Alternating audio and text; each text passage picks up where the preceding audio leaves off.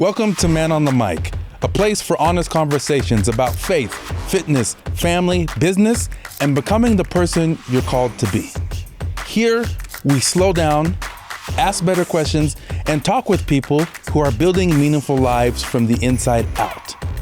My hope is simple, that something you hear today gives you clarity, courage, and the push to take your next step. Let's dive in. Welcome back to another episode of Man on the Mic. I am super excited to have today's guest, Easton Bianchi. We connected on social media, I think a year or so ago, and have been trying to connect forever. And so I'm super excited for you to come down and join me. I want to throw it to you and let you introduce yourself to the audience. Excellent. I really appreciate you having me on, man. Like you said, we've been talking for, a little over a year now. I remember you first got a hold of me when I was in IFL with Steam Wheelers, just post-college. And I remember we were talking about linking up then, having a conversation, chopping it up. I've been looking forward to that ever since. While I was doing that, I was in Iowa at the time and then moved back out here trying to get a little coaching brand set up, man. And I'm so happy to get this opportunity. Come chop it up with you, brother. I'm excited. I kind of want to touch into a theme for this podcast. And what I want to talk about is speed. I want to talk about, speed in, not just in sports, but in life. Speed within working on ourselves and within our relationships. And so I guess I want to kick this off by asking you, when did you realize that your gift was speed? And how have you used it to change your life? Oh, man. I would probably say I realized I definitely had the gift of speed and athleticism. Middle school, I would say, was usually when, visually it was very obvious the difference in speed and ability and all that stuff sports-wise. And then once I got into high school, I was trying to do the whole multi-sport athlete thing. I was like, colleges love that. That's going to help with recruiting and all that. And then I realized trying to do everything made me a jack of all trades, a master of none. Yeah. And I had to cut out baseball and wrestling, two of, some of my most favorite sports growing up. But I had to make that sacrifice because I realized if I wanted to achieve the goals that I had for myself in track and field, I was going to have to quit sports that were contradictory to that training style, which was wrestling. I mean, almost no legs, like nothing. Baseball definitely wasn't getting me faster. Got my coordination up, but I had to stop those so that I could train in the off season and the preseason so that I could have a whole winter to get myself fine-tuned, my form right, explosive ability, my body right, meaning I'm not carrying my football weight, I'm not, carrying that extra softness for protection or whatever, and I can just be the most efficient sprinter that I could possibly be. And once I made that switch, end of my freshman year of high school, then track just became my primary focus outside of football. Every time football wasn't going on. I mean, I was doing track from, November when the football season would end all the way through to May, June. And then I did that last 3 years of school and it worked out because I had the option between football or track. And it was just, it was more the option of Division II football, realistically, if I wanted my school paid for, or Division I track. And I was like, you know what, bro, I put all this time and effort and energy into track. That's my move. Yeah. Yeah. No, I love that. You were a 7-time state champ. Take me into that mindset and what got you to that level. Oh, man. Machine. Killer.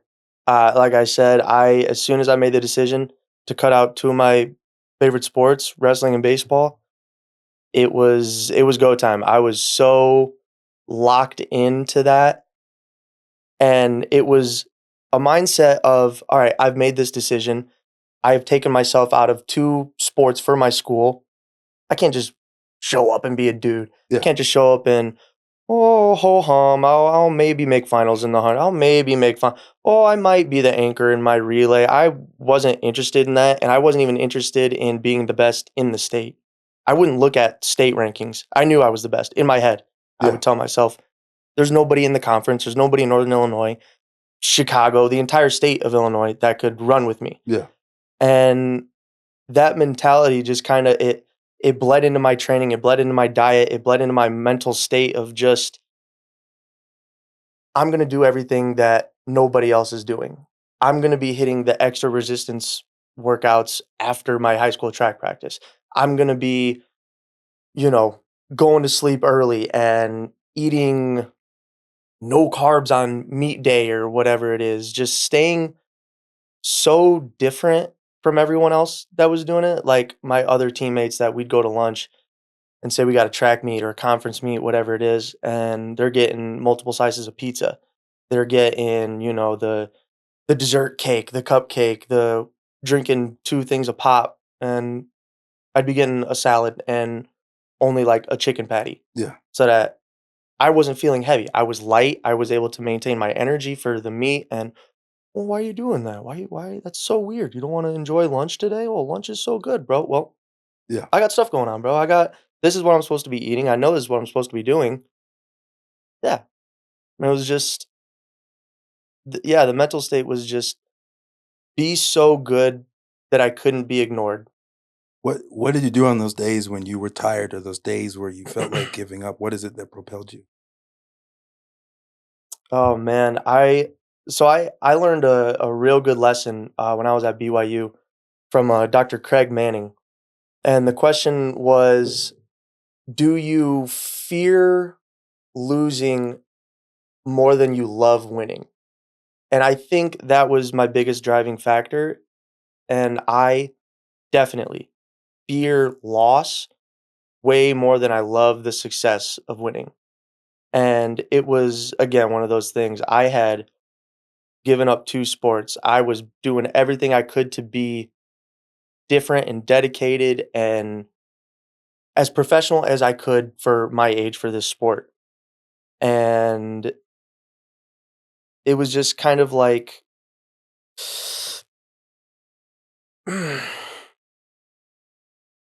I don't know. I don't know. I felt like I had something to prove. I felt every single day like I couldn't let that all that work, the decisions that I made be for not nothing, but in vain almost. Because it's like, you put all this money into a car and you never drive it. What's the point? Yeah. You spend all this money on clothes and shoes and you don't wear it. What's the point? Mhm. I just felt like I had to prove myself every single day. And it was that fear of, what if someone's doing more than me? Mhm. What if Joe Schmo on the track team for some reason beats me in a rep today? Yeah. Like my mind couldn't fathom that. So it was, I got to stay up here. If I'm tired, dude over here next town over probably ain't tired. Yeah. Dude, that's ranked behind me in the national rankings is probably already got his workout in. Mhm. So I was comparing myself on a national level, and that was helping me stay on it. Cause yeah, I was better than kids in my town, in my school, and in my state, but you don't get recruited from Division I schools based on if you're just the best in your Yeah. conference, town, state. Yeah. I wanna walk through kind of that recruitment process. What was that like to get recruited by BYU and choose to go run track there? Dude, the recruitment process was insane. I'd say it's definitely one of the more unique recruitment stories. And so my senior year, I had, some scholarships for football and I had some partials for Division I track. And there was a top 25 national ranking sprint meet at the University of Kentucky. And I had a real good friend who was a hurdler in my conference. And I think at the time I was ranked 16th in the nation in the 60-meter dash for high school. And the hurdler that I went was ranked, I think, 12th in the nation for 60-meter hurdles. And real good friend, we would train together sometimes. But he invited me. He was like, "Hey, dude, you're nationally ranked. Like, I don't know if your coach told you, you're invited to this, bro. Like, you're top 25. You should be here. Like, it's free for you, bro." And I was like, "Dude, are you going?" He was like, "Yeah, I'm going." I was like, "All right, can I come with you?" And we went down together. And I went down there. Uh, ton of Division I schools like Miami, Michigan, BYU, Illinois, Kentucky, obviously, a bunch of SEC schools. Uh, and so I'm there, and I had never done a meet outside of my conference, my school. And because, not talking bad, my high school coaches just, they weren't familiar with the way recruiting works, and they had their connections to, D3s and things like that. So I had to branch out on my own and do my own recruiting and hit open meets and all this other stuff. And so while I was there, I'm chopping it up with all the athletes around the nation, making friends. It's really cool. And I go out and I run the 60 and I killed it. I did really good in prelims, made finals. That caught the attention of a lot of scouts and recruiters from specifically Michigan, Miami, and BYU. And I get to finals. I run finals. I finish third in finals, and I walk away with a eighth national ranking in the 60-meter dash. And at the time, the sprints coach was Stephanie Perkins. Shout out Stephanie Perkins. She's probably my favorite coach of all time.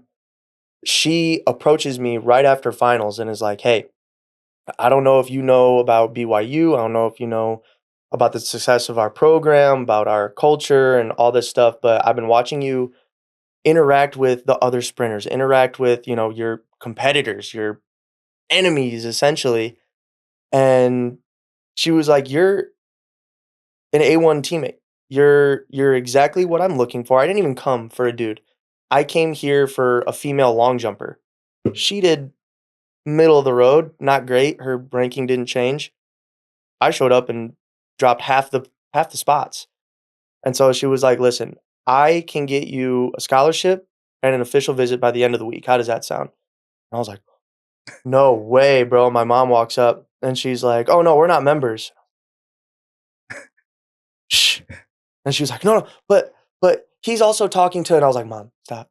Stop. I'm gonna hear what she has to say." And so I heard what she has to say, and she gave me that pitch, the visit and the offer.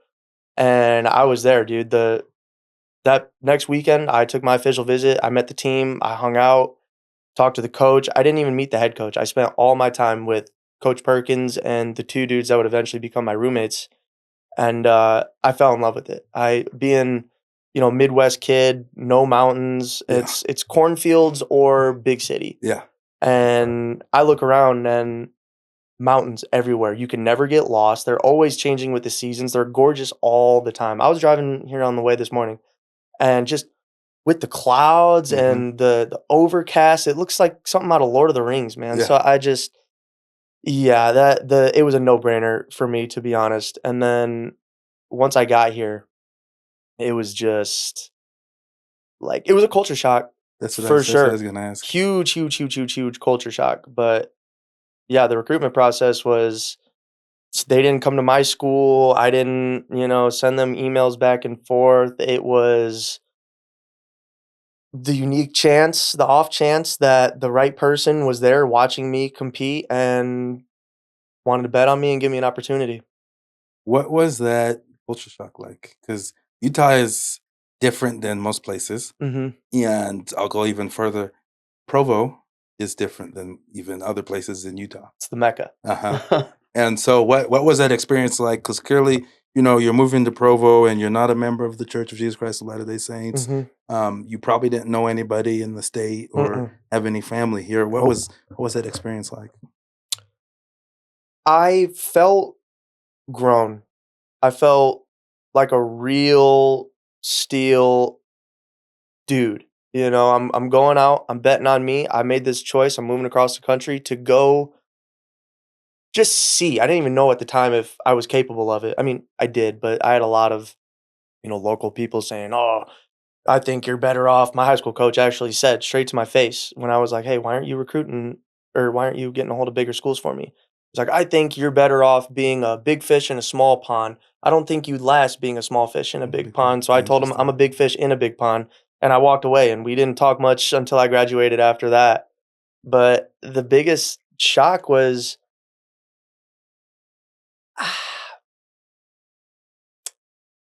I want to say, the expectation that I had in my head for college life at BYU, because I obviously wasn't expecting, party life and frats and day parties and all this other nonsense, but I wasn't necessarily expecting as much uh, backlash for things like my tattoos and just not being a member, period. I remember my first week there, I had a kickback.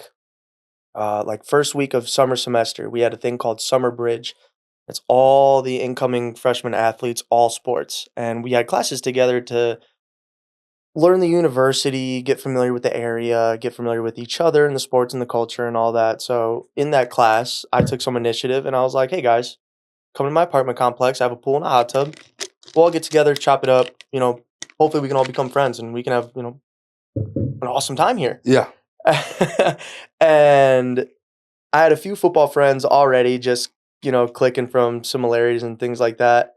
And the gymnast I have come over, walk up to me immediately. I'm sitting in the hot tub with a few of my football friends, and they go, you're an athlete here? And I was like, yeah.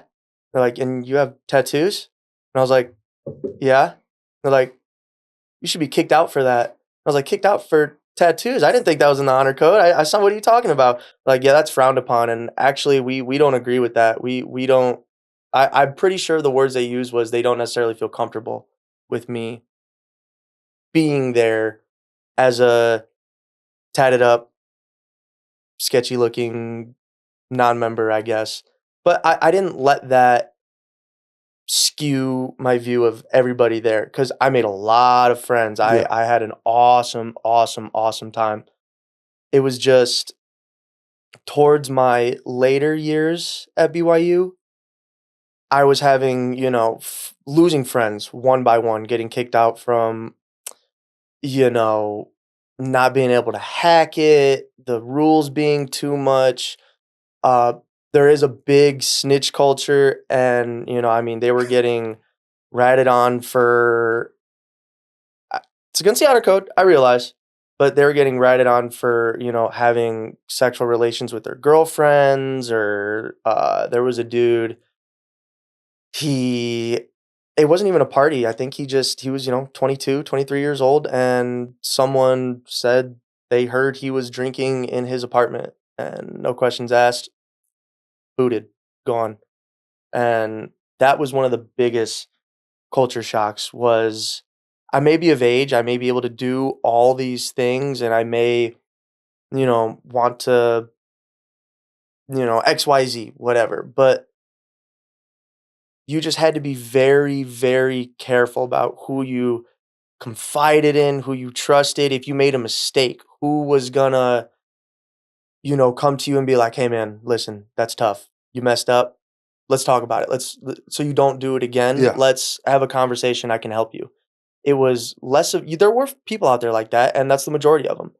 But there were a lot of kids that didn't think like that, and I never thought I would see the day where you go to a athlete kickback or some kind of party or whatever, and a, s- a member of the faculty, whether it be working at Snack Shack or whatever it is, will pull up to the function once over with a phone, leave, show it to honor code, and then one by one they'll match it with IDs, and people get called in and kicked out.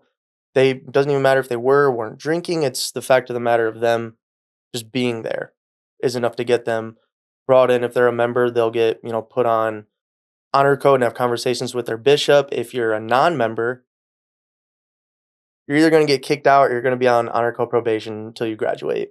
And that was probably the biggest culture shock, was not feeling like everyone was in the same boat. Yeah. Feeling like you gotta, I'm walking on eggshells, bro. Yeah. Yeah. No, and I good for you, because there's reasons why I didn't go to BYU. Outside of my grades, I probably couldn't have got in, but I visited BYU Idaho, Mm-hmm. and I visited once, and I said yeah, Yeah. it felt robotic. Mm-hmm. I'm super curious as to what, being in that environment, what did it teach you about yourself? Oh man, it taught me that I may be a complainer, but I'm gonna do the thing. I may say oh, this sucks. Oh, this is hard, bro. I don't know if I can keep doing this. I blah blah blah blah blah. But at the end of the day, that's really just me venting, and I proved to myself that I can put my nose down and get through it. I don't need anyone there telling me you got to do it. I don't need anyone there telling me, "Oh, so and so is going to be doing this, so you need to do." I found that I can self-motivate and push myself to do the things that I don't want to do when I know they need to be done. Yeah.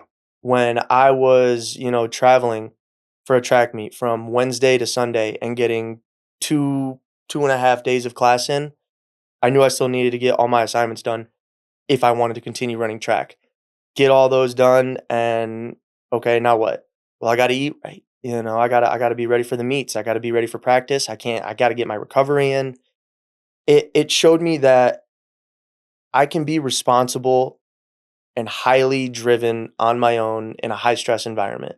I can stay cool, calm, and collected under pressure, and I can rise myself to the occasion. Yeah. Whatever's going on, whatever's being demanded of me, I found that good. Yeah. Do it. I can handle it. The more, the better. I mean, iron sharpens iron, and you're not going to get better being comfortable. Yeah. And going Division I was the biggest reason that I went was for the test. Yeah. I that coach, the thing I just told you, it burns in my head almost every single day. You're a big fish in a small pond. You can't hack it as a small fish in a big pond. Yeah. I that just drove me insane. And so every day, I wake up tired. I'm not gonna let that dude be right. Yeah. I'm not gonna let some dude that can't do what I do, won't do what I do, and will never do what I do tell me what to do. As far as this, Yeah. that's not saying people that are different from me, I'm not going to listen. If you have knowledge and you're more experienced than me in a specific field, I will absolutely listen to what you have to say. But if you're not where I'm at, it's going to be hard for me to take advice from you. And yeah, that was one of the biggest driving factors and biggest things I learned about myself was just my resilience, my determination, my ability to do the thing. My reliability, I guess, is one thing that I'm really proud of. I was able to be a guy that came in every day. My coaches could depend on me. My teammates could depend on me to be successful, to help them be successful, to keep everyone on the straight and narrow. We're warming up. People are messing around. Yeah. Lock in. Yeah. If we're in practice, there's a lot of times we're in practice and I know a specific dude runs a specific time, I shouldn't be dusting you in these accelerations, bro. I shouldn't be beating you by 5 meters at the 20-meter mark when your PR is supposedly 0.2 slower than mine. You should be right there. Yeah. I should hear you breathing on my neck. And that would happen a lot. And it was just, oh, well, I'm tired today. Well, my classes, well, my teacher, well, my girlfriend. Well, F that, bro. Who cares? Yeah. You're not here for your girlfriend. You're not here for, oh, I got to make my paper this. You have to pass. Yeah. You have to pass your paper. You're not here to be a humanities god when you're a business major and you're here for the track team. Yeah. Like, I'm not saying school's not important, but there was a lot of people that you could see by the end of their GEDs, they were almost getting lost in the sauce. Yeah. And letting their girlfriend pull them away, letting their wife, because BYU, a lot of dudes were married by the time they're freshmen, got a kid by the time they're sophomores, Yeah. 3 or 4 by the time they're seniors. Yeah. And, I understand it, but it's not what we're there for. Yeah. I want to dive into that a little bit and take a step away from sports for a second. But what was that dating like? Moving to Utah, being in Provo. Oh man, I didn't date till my senior year, legitimately. I should say junior year. I didn't date legitimately till the second semester of my junior year, and that was just because there was a lot I tried to date athletes. Ah, just I don't know what it was. It was more the BYU athletes that I would try to date were so come to church with me, do, this, do the, read this with me, like all that stuff. And I went to private Catholic school growing up, so like that's not foreign to me at all. I have no Yeah. problem with it. But it was always either they try to convert me or when they realize that I'm not too high on getting converted, then it's well, I don't know if this is going to work out because I want to get married in the temple and And I I want to, do all this stuff and totally fine, just, yeah. not my thing, Yeah. and so I kind of just spaced away and I dated a little bit, outside of BYU, people at UVU, tried to talk to somebody from the U. It was just one of those things where it was just too different or they were just too far away. So I was like, I probably shouldn't let that become a primary focus, especially while I'm still trying to get used to this schedule, get used to this workload, get used to this new leadership role that I have to fill for my track team. Yeah. And can't necessarily let myself get distracted with outside. Oh, I gotta plan this date. Oh, she's mad at me. Why is she mad at me? I don't know. Like I broke up with my high school girlfriend because track state was coming up. I was getting recruited by BYU. I was getting ready to do all that, and it was, well, why are you working out extra? Well, why are you spending an extra 2 hours after practice? Well, why do you got to go to this meet? Why do you got to go to this camp? Why do you have to work out on a Sunday? Why do you have to work out, on a Friday night? Because I'm trying to get it. Yeah. A lot of people just didn't understand the grind. And or as a if I was trying to date another athlete, their grind was just different. Yeah. And we got practice, lifting, classes, meets, media things, photo shoots, all this stuff. Trying to date another athlete just didn't seem reasonable Yeah. No, as I far get as that. what I want in a relationship. The connection, I felt like just there'd be no time Yeah. for a legitimate connection and feel more like a convenient friendship Yeah. than a relationship. And I wasn't looking for that. Okay. Hmm. Fair enough. I want to take a second and get to know the Easton behind. If let's say we remove sports from the equation, Hmm. who are you? Oh man, very creative. I love art. I love drawing. I love building. And I mean, you also take away sports. I would think I would still be working out even if it wasn't for a sport. I mean, the creative side of me also loves making programs and facing certain challenges as far as a person with specific fitness goals. I love being able to, all right, well, what would be best for them then? Yeah. Hey, here's a program, what do you think of that? Yeah. Oh, well, I can't do this or this or this. Perfect, I was hoping you had some feedback, bro. Tailor it to the person. If they need, oh, I want a diet now. All right, boop, boop, boop, boop, boop. Create a diet based on what they need, what their goals are, whatever the case may be, and just staying busy, I don't want to say comfortable, but staying in a realm that I feel would still be similar Yeah. to sports, a thing that I can still feel accomplished when I'm done. Uh, Honestly, this might sound weird. I actually really love, uh, blue collar. I think if I wasn't into coaching and training and all this other stuff, I mean, I've always loved building and drawing and all that stuff. I think architecture might have been something that I would have wanted to get into. Okay. I mean, still not too late, I guess, but that is definitely something that I like, building and being busy and finishing and stepping away from a product and being like, that looks nice. Yes. Mhm. I worked in college. I worked for a window washing company, and I can't tell you how satisfying it is to wash a pair of dirty windows Mhm. and to see them shine and be clean. And as small as that may seem when you're working in the environment, it's so gratifying to see that and what you've accomplished. Mhm. You've taken I would say, the opportunity, the risk, and moved across the country, and basically are betting on yourself. What is it that made you choose that decision? So immediately after IFL, I got a call from an old teammate of mine who was, I mean, we'd been kicking around the idea for a couple years, but he was like, you know what, bro? I want to finally pull the trigger on this. I hope you feel the same. Here's what I have planned. So I was like, dude, I'm there. Got all my, my IFL money ready to go. Started looking for an apartment out here. At the time, I had a girlfriend. She was who I started dating junior year of college. We'd been together about 4 years, and then shortly before I moved out here, we broke up, and so I had to scramble to find. We were gonna split the place and everything else. I had to scramble, find a new spot because now I wasn't gonna be able to afford this place.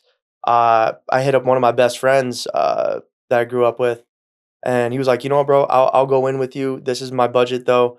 So I found a little cheaper place, moved to Salt Lake, and my roommate, we were getting all everything ready to go, and then my old teammate uh, hit me up. He's like, hey man, let's get all our material ready to go. I got an assistant. We can get all the paper and the video library, compiled, put it together, start getting it out in uh, little packets, break it down by phase, style, whatever it is. I guess he just recently had a change of heart, so I'm a little, flying solo dolo on this. But I'm not upset because it was the push I needed to get out here. Yeah. I have, BYU connections and old strength coach connections and other athlete connections out here that I'd be stupid to not use, and I'd be even stupider to go back. I'm out here. Yeah. Oh, so the guy I was supposed to do it with had a change of heart and wants to stick with his 9 to 5. Fine. That really doesn't change my plan. Yeah. I'm the one with the material. I'm the one that knows how to coach it. I'm the one with all the videos, and frankly, I'm the one that can demonstrate it. Yeah. I played pro ball. I went to nationals in college. I know how things are supposed to look. I know how things are supposed to operate. And I know what things are supposed to feel and sound like. And that's just something you won't be able to get from a guy that wanted to start a gym for the business aspect. You can start a gym from the business aspect, but you're definitely going to need to know the training side. And if you don't, hire someone that 100% knows the training side and has lived it and can teach it. Mm-hmm. I mean, there's a lot of guys out there that they have all this knowledge, all these degrees and certifications, but they can't get it out. Yeah. They don't know how to speak the language of the athlete that they're currently coaching. Mm-hmm. Like, you can give all this scientific jargon and, oh, well, the cells are going to react with the mitochondria this way from this stimulus of the exercise and great. Yeah. Dude, in the average linebacker in the pros has no idea what that means. The guys that I was training in the IFL, when I would give them all this scientific jargon for speed training and what it works and the CNS and how it, affects throughout, all this stuff, they're like, huh? Yeah. What? And I was like, you know what, bro? Just wrap this sled around your waist, run for 10 yards. I'll film it, time it, and then we'll do it again in a couple minutes. It's like, okay. Yeah. You got to know how to speak the language of the people you're coaching, because if you don't, the points are going to go over their head and they're not going to know the why. They're not going to be able to understand, all right, let me put some real intent into this thing because this is why it's helping me. It's not just some coach telling me to do something to see if I'll do it. Yeah. Like those coaches back in the day, run 10 100s in 15 seconds and that'll be the workout. Okay, great. Why? Well, because we do hard things. Yeah. Oh, yeah, we do hard things, but all we do is get used to being average. Yeah. You're training yourself to run a 15-second 100. Whereas if you would go out and explain to them, listen, that's going to get you used to being average. You want to be great, do great reps. Practice like you play in any sport that you're in. If you're in football, you better be going balls to the walls in those reps, brother. But like if you're in track and you're hitting accelerations, 100%. Yeah. Otherwise, you're going to get into a track meet and you're going to get muscle memory because you're panicking, not thinking because everything's going on and the gun and the competition and the lane and all the people in the stands and the cameras and the, all this stuff. But you're going to revert back to muscle memory at the end of the day. And if you can't whip that out like clockwork, you're screwed. Yeah. Do 3 perfect reps. That's all you need. You don't need 10 nonsense things. And that is one of the big takeaways that I'm trying to bring to my brand, to my coaching philosophy, my speed and power program is you don't need to do all the extra stuff. The speed is actually built very, very simply. It's not, the work isn't necessarily easy, but it's simple. Yeah. It's resisted runs, it's agility work, it's quick, twitchy, dynamic bounces, and just being able to move yourself and manipulate your body with so much control that you're just reaching peak efficiency. Yeah. And a lot of guys just are okay with, I'm gonna start a business because I want to be a business owner, and I'm just gonna chat GPT a workout. Oh, chat GPT says for you guys to run 5 150s. All right, go out and run 5 150s. They won't time. They won't record. They won't. That the data and the knowledge that I have to bring to that field is what I think is the biggest difference. Yeah. I love what you said, because when I was running a gym and training athletes, I would always, especially like the pro basketball players, I would always tell them, we're going to do game type reps. Mhm. And I want you, when we're working out, when we're doing these reps, it's the same mindset. If you're in the game and you're trying to dunk the ball and it's towards the end of the game and you're tired and you're fatigued, Mhm. that's the mindset we need, because it translates onto the court, onto the pitch, onto the field, Mhm. wherever you're playing. I think it's crucial that athletes need to realize that you practice how you play. I Mhm. think you hit it right on the nail. Is you practice how you play, and so everything that you're doing, the way you warm up, the way you go through the reps, the way that you Mhm. recover, all of it is crucial to be able to reach that peak performance. Mhm. I I want to ask you, if I'm a high school or even a college athlete, why would I choose to work with you versus all the other trainers that you find out there? I would say purely based on experience. If you're I'm not a big guy. I wasn't always a freak athlete. I was very similar to a lot of kids in the country right now that are undersized, are underlooked, are undervalued on the team, and they have to adapt the mindset of, all right, I got to be so good I can't be ignored. Yeah. And I can relate to a lot of kids in that.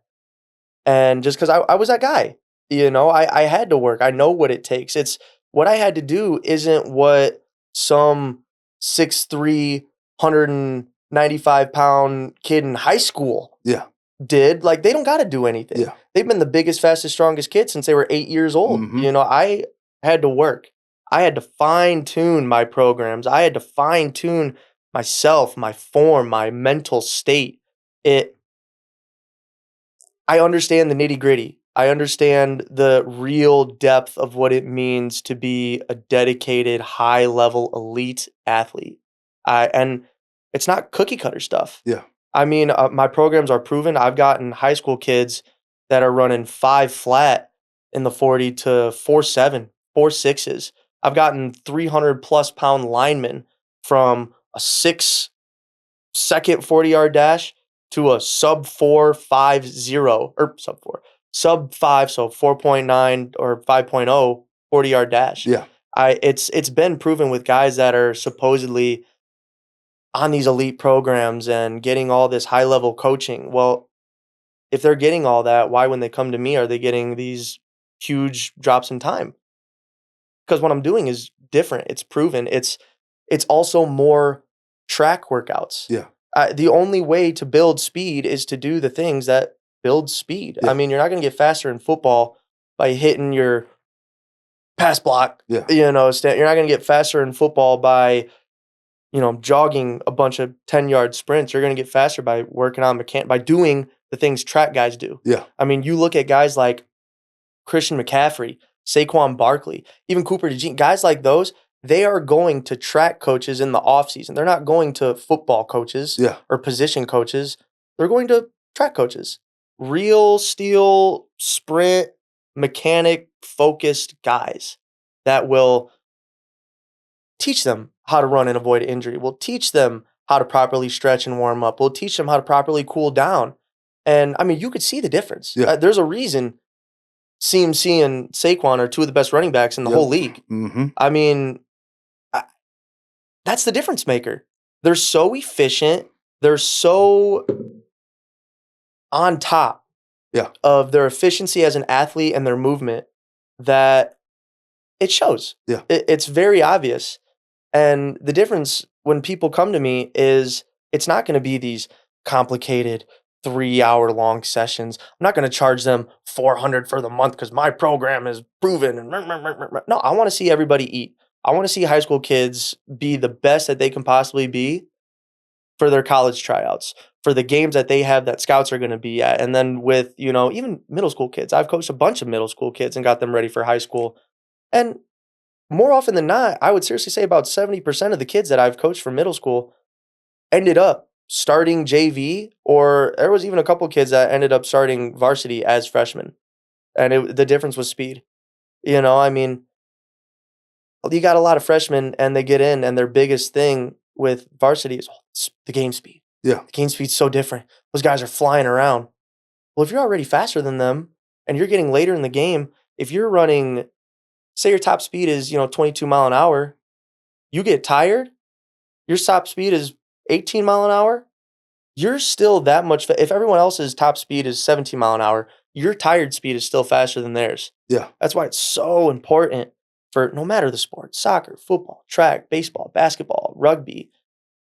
You be faster if you can build your speed to a higher level, your lower level is going to be higher than the next person's highest level. Yeah. I mean, it's just, that's the difference maker, man. And I believe that's what I can bring to these kids. Okay. These kids, these guys, these men, whoever it is. It's just, yeah, you're going to get quality. You're not going to get BS.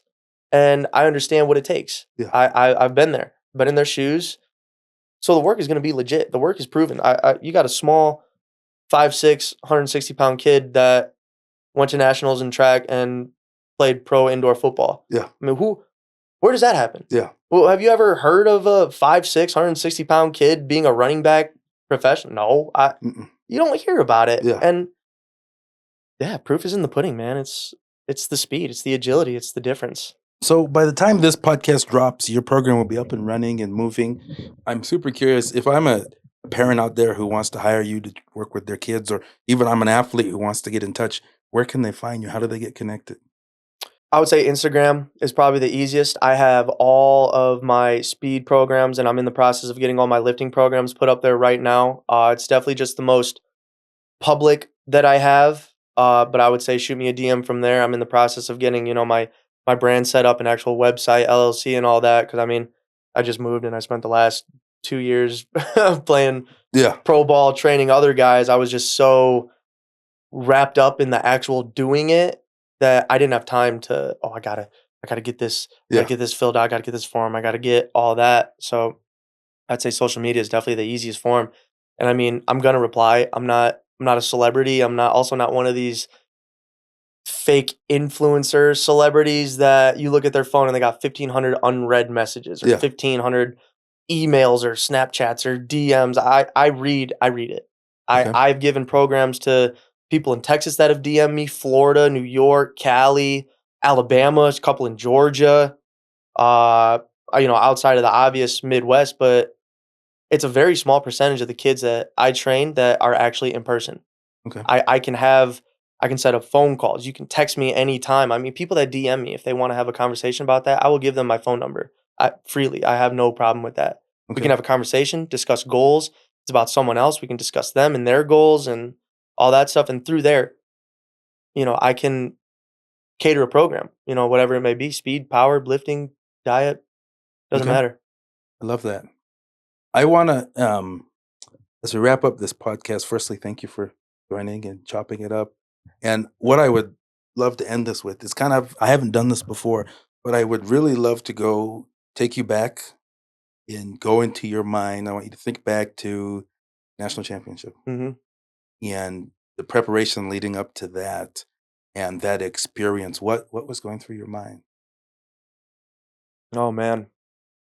It's actually also going to sound crazy. So while I was at BYU, I had 2 serious injuries. I tore my rectus femoris, so my frontmost quad, full transverse tear across the body. So, I mean, it went wah, totally separated. And I was dealing with that the year I went to nationals. And this was before I had gotten my stem cell on it. I had done it. I had done it between indoor and outdoor season. I was I was hot. I was, I had just gone 6'6" in the 60, and got you know number 6 all time in BYU school history in the 60-meter and the 200-meter dash. And so I was coming off that. I'm coming off real hot. I'm thinking I'm the man. I'm about to drop 10-2, 10-1. I might even go 10-0. Yeah. Who knows? Uh, and then I'm training for outdoor, and one day I'm hitting an acceleration, and bam, tore my quad. And I knew what I was capable of that year. I knew the goals that I had set for myself. My vision board had been sitting in my room every single day. These are the times I hit. I said I was going to hit 6'6". I hit it. I said I was going to hit 21 flat or sub 21 indoor 200. I hit it. And there's just so much expectation that I was like, dude, am I going to let a torn muscle realistically stop me from this? That sounds ridiculous. I know, obviously, a torn muscle is going to stop you, but I didn't. I did not let that stop me at all. I mean, you can ask my teammates, you can ask my coaches, you can ask my trainers. That thing was torn black and blue and nasty. I'm not going to pull it on, I'll probably show you afterwards, bro. But my quad for the rest of that season stayed gapped a whole inch. And I didn't miss practice. I didn't miss a meet. I showed up because that was my role. I was a captain. I was a dude. I was the fastest dude on the team. What am I going to do? Just quit when I'm having the most peak season ever? Yeah. Hell no. I wrapped that thing. I was off probably a half a bottle of Icy Hot and 2,000 milligrams of ibuprofen every single day. The mind state was just, like we said right in the beginning, I'm a machine. I'm going to do things that are different from anybody else. Who the hell is going to be showing up on a torn muscle, still qualifying for nationals, still running 10-3, still running 10-4 on a tear, still running the leadoff leg for a national qualifying number 2 all time BYU 4x1. Yeah. And I was so driven. I knew I was the guy. I knew I could do it. This is going to sound insane. The thought process was, it's already tore. How much worse can it get? What, am I going to tear it again? I'm going to tear in a different spot? Yeah. It sounds ridiculous, but I mean, that was the mentality that I had. Yeah. It's tore. How much worse can it get? This is the goal that I had in mind. I'm going to go do this thing. My quad can suck it. Okay, I mean, who cares? It was just, there's a great quote. My dad said it all the time from the movie Platoon. And are you familiar with Sergeant Barnes from the movie Platoon? He says, pain don't hurt. Pain don't hurt. Nope. If you're a dog, if you think you're elite, if you think you're the man, how bad do you want it? I mean, there was times I even popped ribs out of place hitting 315-pound jerks. Go to Cairo, get that thing back in, take my ribs, keep practicing.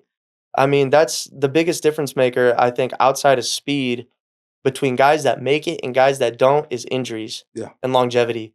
I mean, I'm sure you can attest to it. I mean, you were an athlete, and a lot of guys, I'm sure that you saw make it all the way through, they probably weren't necessarily the best. No.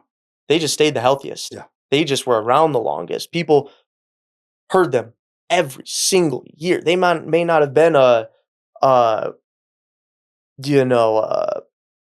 Peyton Manning, but they were around for a while, and people think they're great because of that reason. I mean, think about how many guys probably could have had the potential to go 9.7 in the 100, 9.8, maybe even,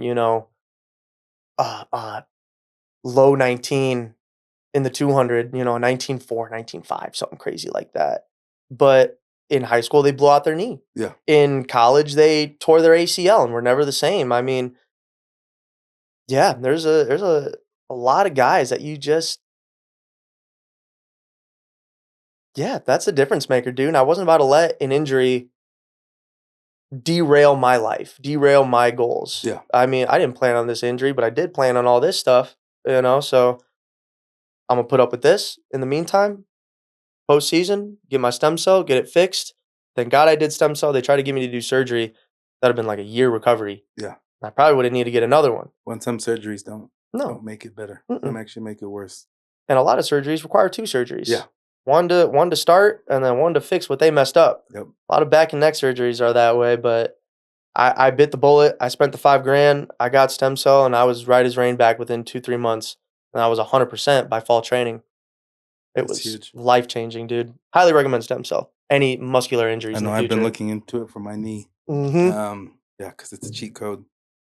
So if you at the end of your life, if you look back on your journey of what you've gone through and the way that you've pushed yourself, if people were to remember you for one word, what would that word? There's about 4 that pop into my head right now. Oh, if I had to choose one,